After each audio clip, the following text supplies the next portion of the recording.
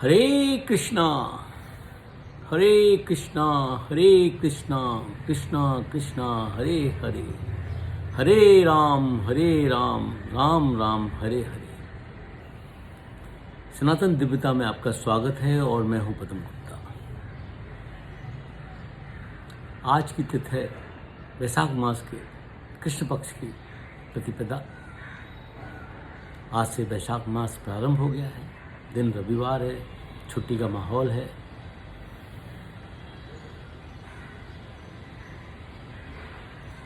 आज हम चर्चा करेंगे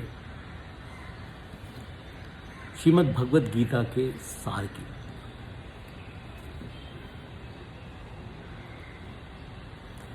भगवद गीता एक अद्भुत, अति उत्तम, श्रेष्ठ और पवित्र ज्ञान है जो स्वयं श्री भगवान ने अर्जुन के माध्यम से सारी मानव जाति को दिया है।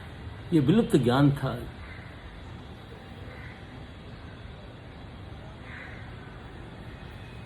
जिस प्रकार श्री भगवान ने युग युग में अवतार लेते हैं, उसी प्रकार श्री भगवान कालानुसार मानवता को ज्ञान भी देते हैं।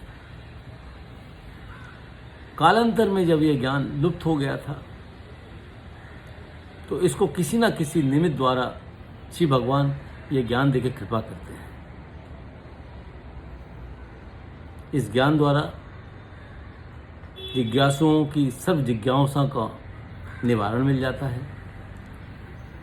जिन प्रश्नों का समाधान इस ज्ञान के द्वारा संभव है वे प्रधानतः सृष्टि की उत्पत्ति और उसका कारण, मनुष्य जीवन का ध्येय, जीवन जीने की कला, ध्यान योग, मृत्यु के समय का और उसके पश्चात का विधान, देवताओं में भक्ति का विधान और फल, परमेश्वर की विभूतियां और उनके गुणों का वर्णन, कर्म का सिद्धांत, चित्त शुद्धि के उपाय, देवी और आसुरी प्रवृत्तियों और उनके लक्षण, मन को वश में करने के उत्तम उपाय, प्रकृति के गुण, स्थित प्रज्ञ और स्थित बुद्धि के लक्षण, प्रभु प्राप्ति, समत्व योग, ज्ञान के लक्षण आदि हैं। श्रीमद् भगवद गीता की एक विशेषता यह है कि पृथक स्वभाव के साधकों के लिए उनकी प्रवृत्ति और स्वभाव के अनुसार सिद्धि के अलग अलग मार्ग बताए गए हैं। मुख्यतः 3 प्रकार के मार्ग हैं: भक्ति योग, कर्म योग और ज्ञान योग। सब मार्ग का लक्ष्य एक ही है, एक ही ध्येय को प्राप्त होते हैं। आधुनिक युग के कई विचारक इस ज्ञान को गलत समझ कर सोच लेते हैं कि इसका ज्ञान भाग्यवादी बना देता है। उनके फल की इच्छा अर्थात आसक्ति ना हो तो विकास के लिए प्रेरणा स्रोत क्या होगा? कोई कर्म क्यों करेगा? उसके उत्तर में एक मनोवैज्ञानिक पहलू यह भी है, कोई भी कर्म या प्रयास करने का कर्म सिद्धांत के अनुसार उसका फल तो मिलने वाला ही है, किंतु फल में आसक्ति नहीं होगी तो फल ना मिलने पे अपेक्षाकृत तनाव, दुख, चिंता, शोक नहीं होगा या कम होगा।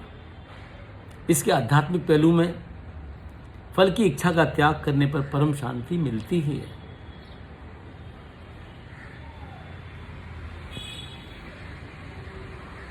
तो आइए चलते हैं श्रीमद् भगवद गीता के प्रथम अध्याय विषाद योग के सार की तरफ। श्रीमद् भगवद गीता के प्रथम अध्याय को विषाद योग कहा गया है। इसका अभिप्राय यह है कि जब जीवन में प्रतिकूलताएं, दुख, पीड़ा, वेदना, बाधाएं, विपत्ति, शोक आदि आते हैं तो उसके पीछे कुछ ना कुछ शुभ और अच्छा भी होता है। इस अध्याय के आरंभ में उन परिस्थितियों का वर्णन है जो महाभारत के युद्ध के से पूर्व की थी।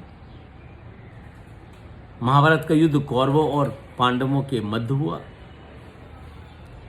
जिसका कारण कौरवों द्वारा पांडवों के साथ अन्याय और उनके अधिकार से वंचित करना था। युद्ध में पांडवों की ओर से वीर अर्जुन मुख्य महारथी थे और भगवान कृष्ण उनके दिव्य रथ के सारथी बने।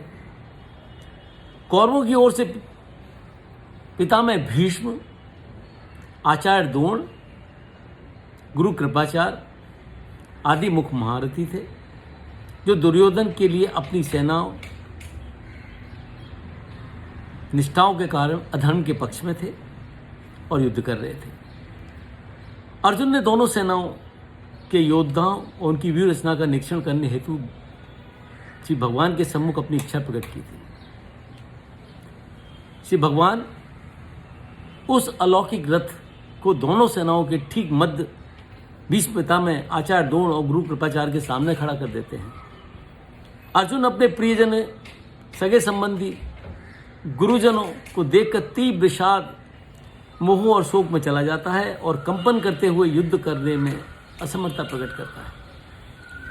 अर्जुन का विषाद, अज्ञान, शोक और मोह एक महान, सुंदर, अद्भुत, पवित्र, विलक्षण ज्ञान की उत्पत्ति का कारण बने, जो स्वयं श्री भगवान के मुखारविंद से निकलकर और अर्जुन के इस ज्ञान के प्रकट होने के निमित्त बने। अर्जुन के विषाद से उत्पन्न स्थितियाँ और आज के जीवन काल से उत्पन्न समस्याएं भी उतनी ही विकृत और द्वंद्वपूर्ण हैं। श्री भगवान ने अर्जुन की समस्याओं का उपचार जिस ज्ञान से किया था, यह ज्ञान सर्वदेश काल के लिए है और आज के युग में उतना ही प्रासंगिक और व्यवहारिक है, जिसके मार्गदर्शन से मनुष्य किसी भी क्षेत्र में सफलता प्राप्त कर सकता है। तो ये है विषाद योग का सार। आशा है आपको ये अच्छा लगा होगा। कृपया इसको लाइक करें, अपने मित्रों को इसे फॉरवर्ड करें। अगर आपने मेरा चैनल अभी तक सब्सक्राइब नहीं किया है तो उसको सब्सक्राइब करें और श्रीमद् भगवद गीता सार की अगली अध्याय 2 सांख्य योग के लिए अगले। हरे कृष्णा।